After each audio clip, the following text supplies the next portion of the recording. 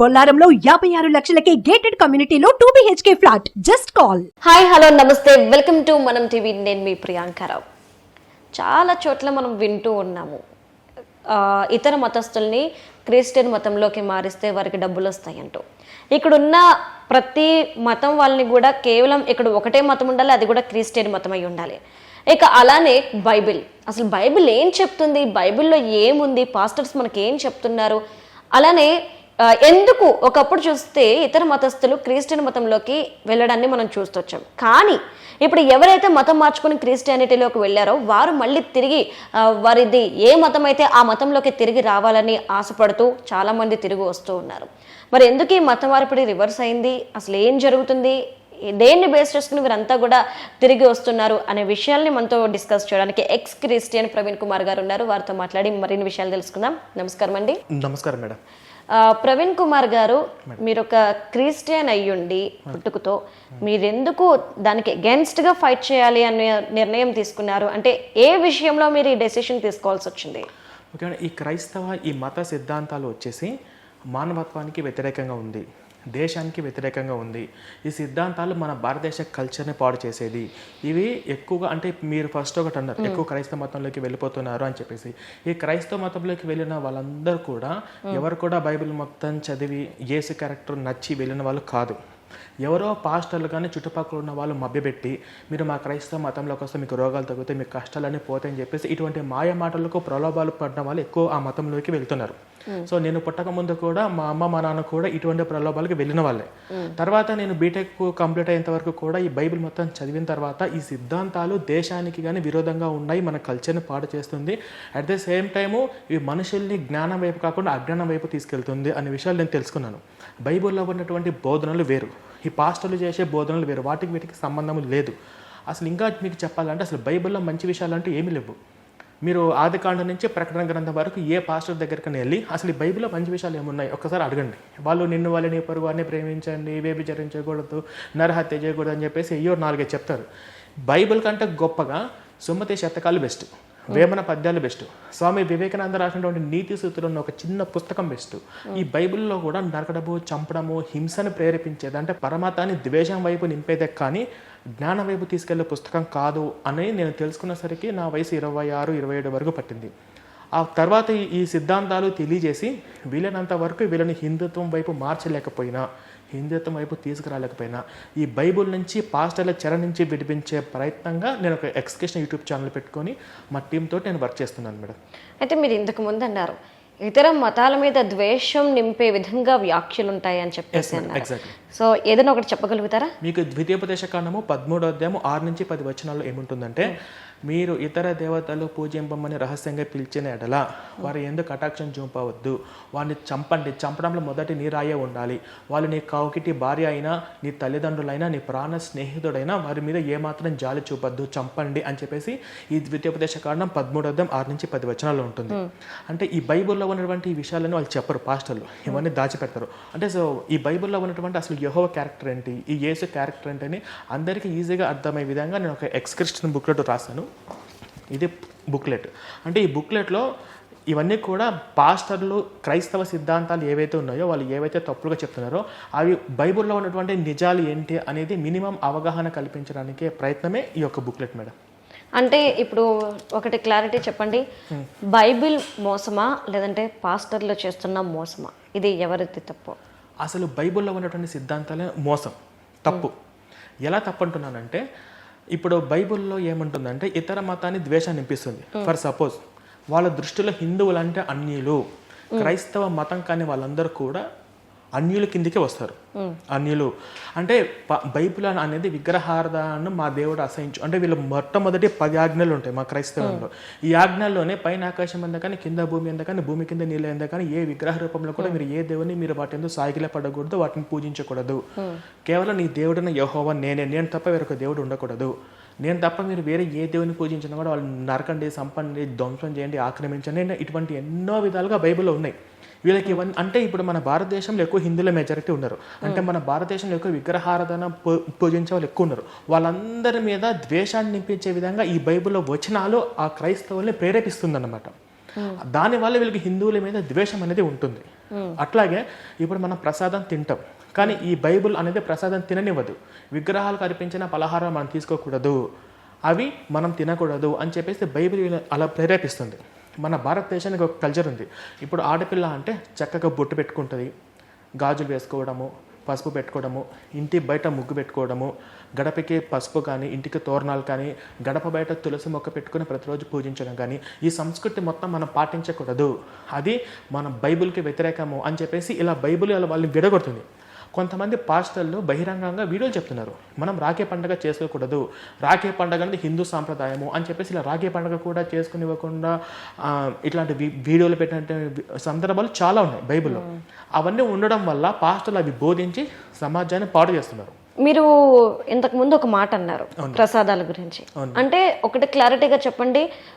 Christian మతం తీసుకున్న వాళ్ళు ఎట్టి పరిస్థితుల్లో కూడా ఇతర మతస్థుల ప్రసాదాన్ని స్వీకరించకూడదు, ఇతర మతస్థుల ఆలయాలకి, అంటే ఇక్కడ కేవలం హిందుత్వం గురించే నేను మాట్లాడట్లేదు, వారి గుడులకు సంబంధించి కానివ్వండి, వాళ్ళ మసీదులకు సంబంధించి కానీ ఏదైనా సరే వారి ప్రార్థనా మందిరాలకి వెళ్ళకూడదు అని క్లియర్ గా బైబిల్లో రాసుందా? స్పష్టంగా రాయబడి ఉంది. మన దేవుడు యేసు తప్ప వేరే ఏ దేవుడిని పూజించకూడదు. మన యేసును దేవుడిగా భావిస్తే మాత్రమే పరలోకం ఉంటుంది. మన యేసును దేవుడిగా భావించకపోతే మీకు నరకంలో పడేస్తారు అనేది బైబిల్ ఉంది. ఇప్పుడు పాస్టర్లు అందరూ కూడా నిన్న మొన్న మధ్యలో మతం మారిన వాళ్ళే, వాళ్ళ నాన్నలు వాళ్ళ తాతలందరూ హిందువులే కదా, వాళ్ళు హిందూ మతంలోనే చనిపోయారు కదా. బైబిల్ ప్రకారంగా వాళ్ళ నాన్నలు వాళ్ళ తాతలందరూ కూడా నరకంలో ఉన్నారు అని కూడా ఈ పాస్టర్లు ఒప్పుకుంటారు. ఓకే, ఇంతకు ముందు మీరు ఒక మాట అన్నారు, నరకంలో పడేస్తారు అని.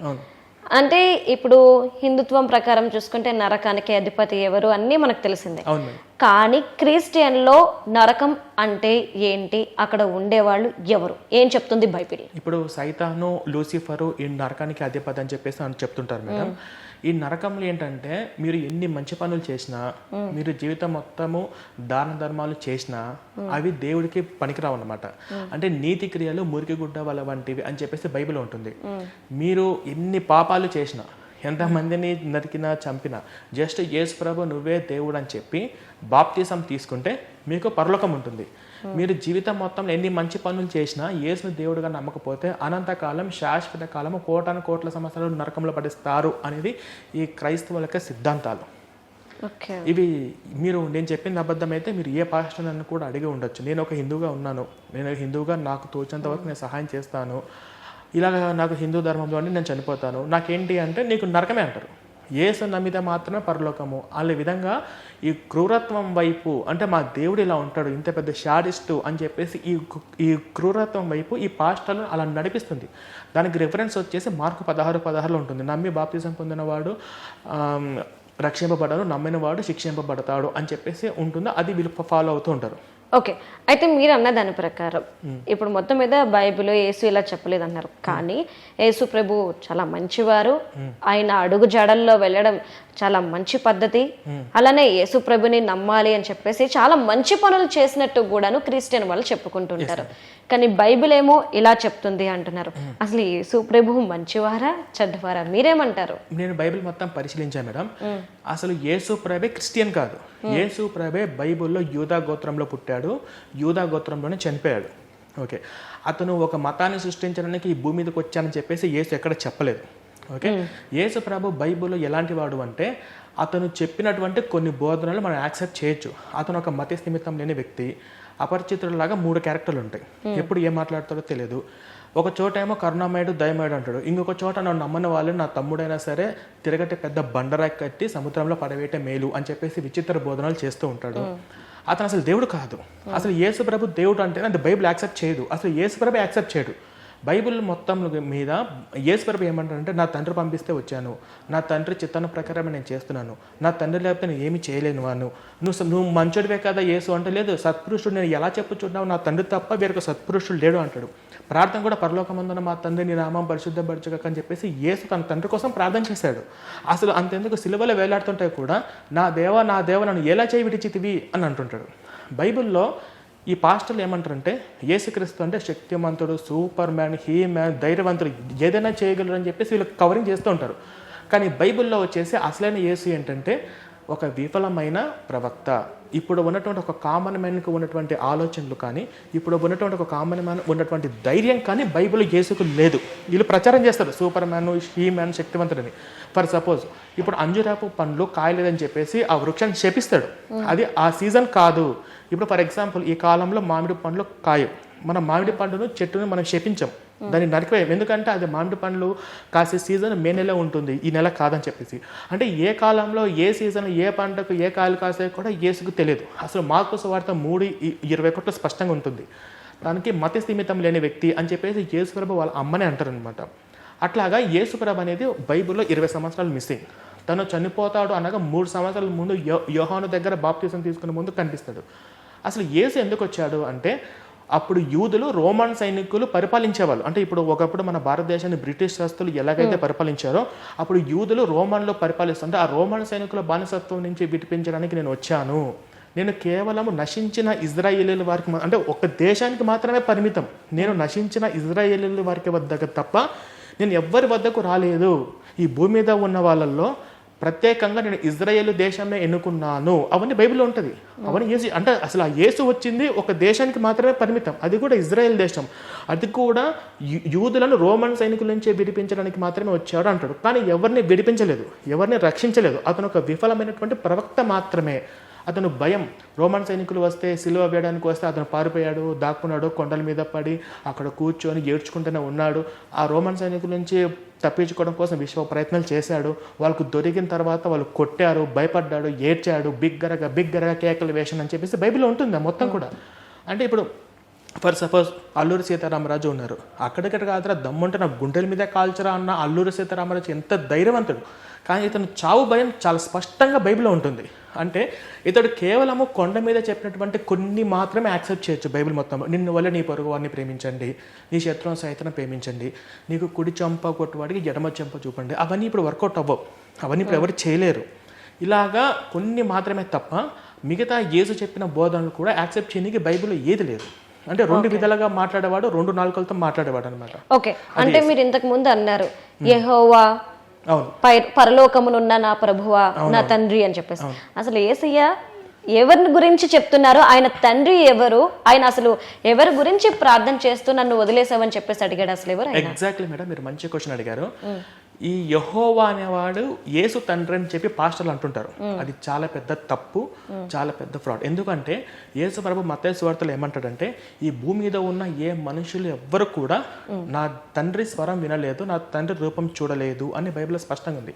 కానీ ఈ యెహోవాను చూసినట్టు, యెహోవాతో కలిసి 10 ఆజ్ఞలు రాసినట్టు ఆ ఊర్లో ఉన్న ప్రజలు అందరూ కూడా యెహోవాను ముఖాముఖి చూసినట్టు చాలా స్పష్టమైన ఆధారాలు పాత నిబంధన గ్రంథంలో కనిపిస్తుంది. బైబిల్లో కొత్త నిబంధన గ్రంథంలో ఎక్కడ కూడా తన తండ్రి పేరు ఎక్కడ చెప్పుకోలేదు. నా తండ్రి, అతనికి ఏమన్నాడు అంటే నా తండ్రి సత్యవంతుడు, నా తండ్రి పరిపూర్ణుడు, నా తండ్రి పరలోకంలో ఉంటాడు అని తప్ప తన తండ్రి పేరు ఎక్కడ చెప్పలేదు. కాబట్టి ఈ తండ్రి ఎవరు? యేసు చెప్పిన తండ్రి లక్షణాలకు ఎవరికి దగ్గరలో ఉంటాయంటే కొంచెం శ్రీకృష్ణుడికి దగ్గరలో ఉంటాయి. ఎందుకంటే సత్యవంతుడు, పరిపూర్ణుడు ఇటువంటి మంచి కూడా భగవద్గీతలో కొన్ని ఆదర్శంగా ఉంటాయి. తన తండ్రి ఎవరు అంటే మన బైబిల్లో శ్రీకృష్ణుడు అని చెప్పుకోవచ్చు. ఎందుకంటే ఈ యెహోవాను అన్నాం అనుకోండి, ఈ యెహోవా ఎట్లాంటి వాడు అంటే ఒకటి తప్పు చేస్తే ఒకళ్ళ భార్యలను తీసుకొచ్చి ఇంకో దగ్గర పడుకోబెట్టడము. ఒక అమ్మాయిని రేప్ చేశాడు అనుకోండి, ఆ రేప్ చేసిన పాపం పోవాలి అంటే ఈ యెహోవా దగ్గర ఒక గొర్రె బిల్ల తీసుకొచ్చి బలి ఇవ్వాలంట. అవన్నీ బైబిల్లో ఉన్నాయి. లేవికాండం 19:21-24 వచనాలు ఉంటాయి. ఇలాంటి క్రూరమైనటువంటి లక్షణాలు కూడా ఒక ఆడపిల్లలు కూడా చదవాలంటే సిగ్గుపడే విధంగా ఎన్నో దారుణమైనటువంటి రిఫరెన్స్ బైబిల్లో ఉన్నాయి. అట్లాంటి వాడు యెహోవా. కాబట్టి ఈ యెహోవాను నమ్మని కారణంగా కొన్ని జాతులను లక్షలాది మందిని చంపించాడు. ఊర్లు మూగజీవుల మీద కూడా కనికరం చూపవద్దు, వేరే ఏ దేవుని పూజించినా ఆ దేవుని చంపన్నాడు. కానీ ఇక్కడ యేసు చెప్తున్న తన తండ్రి ఇంత క్రూరమైన లక్షణాలు లేవు. సత్యవంతుడని, పరిపూర్ణుడు అని చెప్పేసి నా తండ్రి గురించి చెప్పిన కొన్ని మాటలు ఉంటాయి. ఆ మాటలు ఏవి కూడా ఈ యెహోవాతో కంపారిజన్ లేదు. సో తండ్రి ఎవరు అంటే మనము తన తండ్రి పేరు చెప్పుకోలేదు కాబట్టి కాస్త కోస్త భగవద్గీతలో ఉన్నటువంటి శ్రీకృష్ణుడికి దగ్గరగా ఉండటం కాబట్టి శ్రీకృష్ణుడి యొక్క భక్తుడు అని మనం యేసు ప్రభుని మనం చెప్పుకోవచ్చు మేడం. దీని మీద ఎవరైనా అబద్ధాలు చెప్పినా కూడా నేను ఏ పాస్టర్ దాన్ని నేను ముఖాముఖి డిబేట్ చేయడానికి నేను సిద్ధంగా ఉన్నాను. నేను ఎంతమందితో చేశానో ఆయనగా నేను రెడీగా ఉన్నాను. ఓకే, మరొక క్వశ్చన్ అంటే నేను రీసెంట్గా చాలా చోట్ల చూస్తున్నాను, మూవీస్లో కూడా చూస్తున్నాను. అంటే ఎవరికి ఏమైనా కానీ నీకు క్యాన్సర్ ఉండొచ్చు, కాళ్ళు నొప్పులు ఉండొచ్చు, లేదంటే నీకు బ్రెయిన్ లేకపోతే ఏదైనా అవ్వచ్చు, కానీ ఒక పాస్టర్, ఒక ఫాదర్ దాన్ని నయం చేయగలరు అని చాలా వీడియోస్లో నాకు ప్రభు చెప్పాడు పలానా చోట అమ్మాయి ఉంది అని చెప్పేసి. ఇది వాస్తవానికి అందరూ చూసింది విన్నదే నేను అడుగుతున్నాను. నిజంగా బైబిల్లో ఇదంతా ఉందా? ఒకవేళ నిజంగా పాస్టర్లు అందరికీ ఇంత శక్తి ఉంటే, ఇంత అద్భుతమైన శక్తి ఉంటే, కరోనా వచ్చినప్పుడు ఎందుకు అంతమంది చనిపోయారు? వారందరినీ బతికించి ఉండొచ్చు కదా. అప్పుడు ఏమైపోయారు ఈ పాస్టర్లు అందరూ? మేడం అసలు ఇదంతా కూడా స్టేజ్ మీద ఆడిస్తున్నటువంటి స్కిట్లు. ఫస్ట్ ఒకవేళ ఇదంతా వీళ్ళు నిజంగా యేసు ప్రభు ద్వారా వీళ్ళు న్యాయం చేయగలిగితే, మొన్న కరోనా వైరస్లో సుమారు 1400 మంది పాస్టర్లు చచ్చిపోయారు. 1400 మంది పాస్టర్లు సుమారుగా. తర్వాత అసలు రీసెంట్గా గుర్రం జాషువా అని చెప్పేసి ఒక పాస్టర్ కాళ్ళు విరిగి యాక్సిడెంట్ అయ్యి కాలు విరిగి ఇప్పుడు ఒక కాలు కూడా లేదు. నాకు కాలు విరిగిపోయిందని చెప్పేసి నాకు ఫోన్పే గూగుల్ పే చెప్పేసి నెంబర్ ఇచ్చి డబ్బులు అడుగుతున్నాడు. ఇప్పటికీ నయం కాలేదు. ఇవన్నీ కూడా స్టేజ్ మీద కొంతమంది జూనియర్ ఆర్టిస్టులను పిలుచుకొని వచ్చి డ్రామాలు ఆడిస్తున్నారు. వీళ్ళకి అసలు నిజంగా ఎన్ని శక్తులు ఉంటే మరి హాస్పిటల్ ఎందుకు? నేను ఒకటే ఒక క్వశ్చన్ అడిగాను, ఎవరు ఇదంతా డ్రామా ఆడిస్తున్నారు? దీని వెనక మొత్తం ఉన్నది ఎవరు? అసలు స్క్రిప్ట్ ఇచ్చేది ఎవరు? అంటే పాస్టర్లు ఏం చేస్తారంటే ఇప్పుడు సువార్త సభలు, స్వస్థత మహాసభలు అని చెప్పేసి కొన్ని పెడతారు మేడం.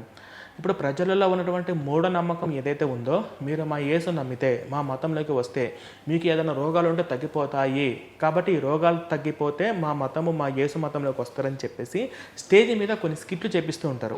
ఇవన్నీ కూడా నేను ఒక ఛాలెంజ్ విసిరాను. ఇప్పుడు కూడా ఈ ఇంటర్వ్యూ మూలంగా ఒకటి ఛాలెంజ్ విసురుతున్నాను.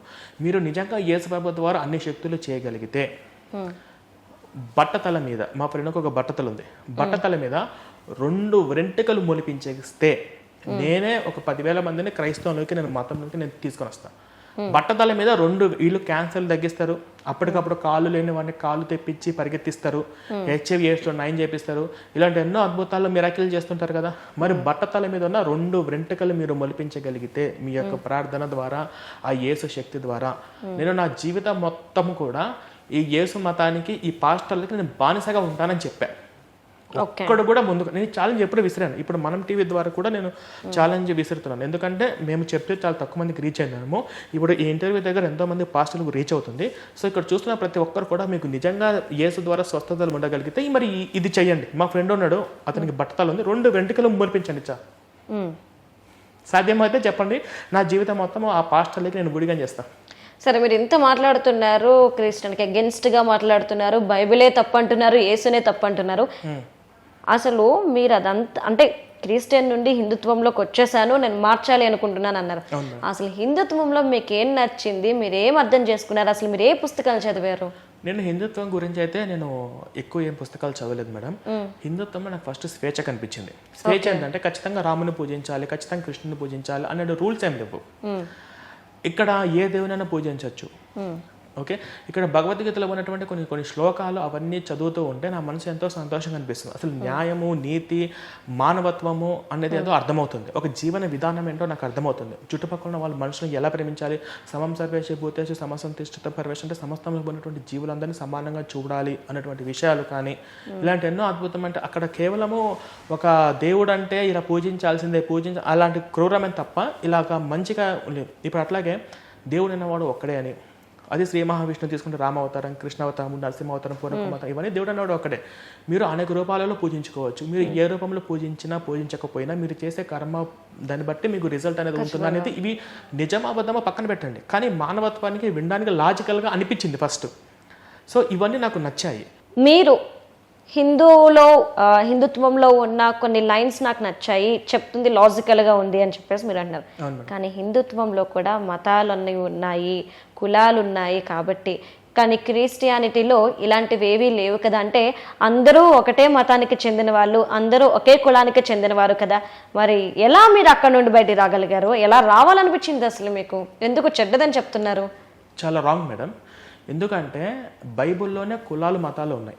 ఒక్క బైబుల్ మీద ప్రపంచవ్యాప్తంగా 35,000 డినామినేషన్లు ఉన్నాయి.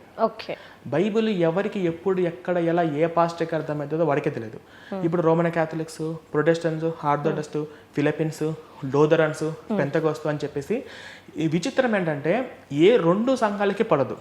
ఏ ఇద్దరి పాస్టర్లకి బైబిల్ ఒకే విధంగా అర్థం కాదు. ఓకే, ఒకడేమో ఒక బైబిల్ ఒక వచనం చూపించి ఈ వచనం ప్రకారం మనం విగ్రహార్థన చేయొద్దు అని చెప్పేసి ప్రొటెస్ట్ అంటారు. ఇంకొక వచనం చూపించి లేదు ఈ వచనం ప్రకారం విగ్రహార్థన చేయొచ్చు అని చెప్పేసి రోమన్ క్యాథలిక్స్ వాళ్ళు విగ్రహార్థన చేస్తూ ఉంటారు. ఒకరేమో ఒక వచనం చూపించి ఈ వచనం ప్రకారము మన హిందూ దేవుల ప్రసాదం కూడా తినొచ్చు ఏం కాదంటాడు. ఇంకొకడేమో ఇంకొక వచనం చూపించి లేదు ఈ వచనం ప్రకారం అసలు హిందూ దేవుల ప్రసాదం మనం తినకూడదు అని చెప్పేసి అంటాడు. వీడి చెప్పింది కరెక్టే, వాడు చెప్పింది కరెక్టే. బైబిల్ అలాగే ఉంటుంది. ఇక్కడేమో ప్రసాదం తినకూడదు అంటది, ఇక్కడేమో ప్రసాదం తినొచ్చు అంటది, ఇక్కడేమో విగ్రహార్థన చేయొచ్చు అంటది, ఇక్కడేమో విగ్రహార్థన చేయకూడదు అని ఉంటుంది. ఇలాగ ఇన్ని రకాలుగా ఏ ఇద్దరికి పాస్టర్లు కానీ, ఏ రెండు సంఘాలకు కానీ, ఏ రెండు డినామినేషన్లు కానీ బైబిల్ మీద ఒకే అభిప్రాయం ఉండదు. బైబిల్లోనే అసలు యేసు దేవుడు కాదు, యేసు కేవలం ప్రవక్త మాత్రమే అని చెప్పేసి మేరీ మాతను పూజించే వాళ్ళు ఒక బ్యాచ్ ఉంటుంది. లేదు ఈ మేరీ మాత దేవత కాదు, యెహోవానే అసలైన దేవుడు, యేసు కేవలం ప్రవక్త మాత్రమే అని చెప్పేసి ఈ యెహోవా దేవుడుగా పూజించే వాళ్ళు వీళ్ళని యెహోవా సాక్షులు అంటారు. ఈ యెహోవా సాక్షులు వచ్చేసి అసలు యేసు ప్రభువుని దేవుడుగా నమ్మరు, పాత నిబంధన గ్రంథము మాత్రమే ఫాలో అవుతారు, కొత్త నిబంధన గ్రంథం పట్టించుకోరు. ఇది ఒక రకమైన బ్యాచ్ ఉంటుంది. ఇంకో రకమైన బ్యాచ్ వచ్చేసి వీళ్ళు మేరీ మాతకు విగ్రహాలు పెట్టి పలహారాలు కేవలం మన హిందూ సాంప్రదాయాల ప్రకారము పూజలు చేయడము, కింద దీపం వెలిగించడము, ప్రసాదాలు ఇవ్వడము, గుండు కొట్టించుకోవడం, ఇది ఒక రకమైనటువంటి గుణదల బ్యాచ్. ఏదో ఒక రకంగా ఉంటుంది. అసలు ఈ యొక్క డిఫరెంట్ క్యాస్ట్ కానీ కులాలు కానీ వివిధ రకాలుగా భిన్న కానీ ఒకటే బైబిల్. ఇన్ని బైబిల్ మీద ఇన్ని వేల డినామినేషన్లు మీరు నమ్ముతారో నమ్మరో కేవలం యేసు దేవుడు కాదు యేసు దేవుడు కాదు అనే ఈ అంశం మీద ప్రపంచ దేశాలు కొట్లాడుకొని కోట్లాది మంది చనిపోయినటువంటి చరిత్ర ఈ మతానికి ఉంది. లేదు యేసు దేవుడు అని కాదు.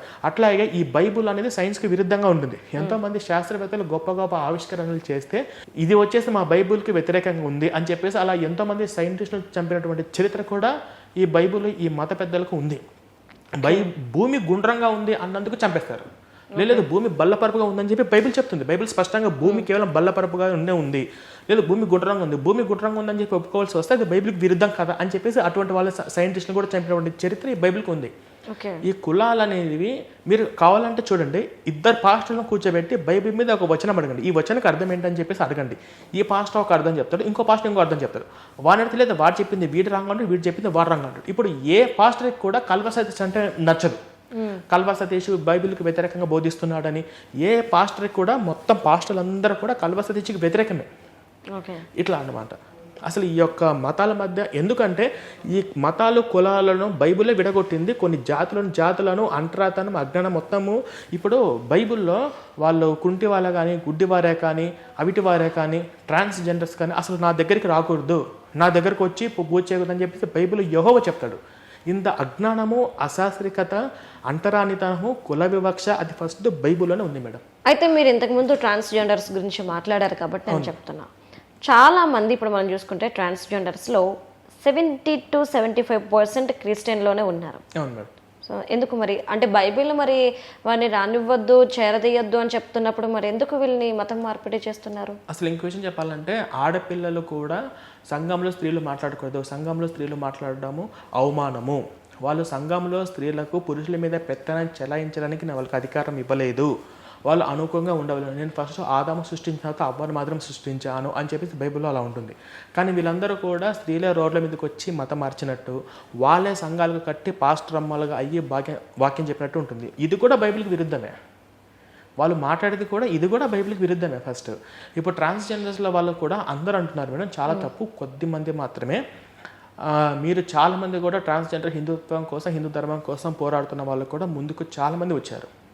చాలామంది వాట్సాప్ గ్రూపులు క్రియేట్ చేసేసుకొని అని వాళ్ళు కూడా పోరాడుతూ ఉన్నారు మేడం. మేము పక్క రాష్ట్రాలలో చూస్తే ఈ మత మార్పిడి ముఠాలందరూ వచ్చినప్పుడు వాళ్ళను అడ్డుకున్నది ట్రాన్స్జెండర్సే. అటువంటి కొన్ని వీడియోలు కూడా నేను చూశాను.